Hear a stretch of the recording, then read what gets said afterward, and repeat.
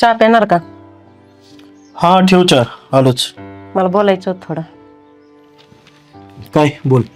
मगाशी तुम्ही त्या मास्तरीणबाईंसमोर त्याच्या कानफाडात मारली, ते बरं आहे का? अगं मग चुकलं काय त्यात? त्याला शिक्षा होणं गरजेचं होतं. अहो शानसूरचं पोरग आहे, बराबरीला आलेलं पोरग आहे, त्याला असं लोकांसमोर मारायचं? हे बघ, मुलगा किती वयाने मोठा झाला ना तरी बापापेक्षा बारीकच असतो. आणि जी गोष्ट चुकीची आहे ना त्यात शिक्षा मिळालीच पाहिजे. मग तो मुलगा शहाणा असो, मोठा असो, छोटा असो, त्याला त्याच्या चुकीची जाणीव झाली पाहिजे. त्या मॅडमनी सांगितलं गावात त्याला मार खाल्ला ना. हा, मग काय होणार आहे? त्यात काय कमीपणा वाटायचा आहे?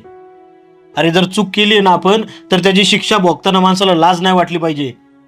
आणि गावात सांगितलं म्हणजे तू काय त्याची पाठराखण करते की काय? अगं चुकलाय तुझा मुलगा, जी गोष्ट चुकीची आहे ना त्याला चूक म्हणलंच पाहिजे. भले तो आपला मुलगा असू नाही तर दुसऱ्याचा मुलगा असू.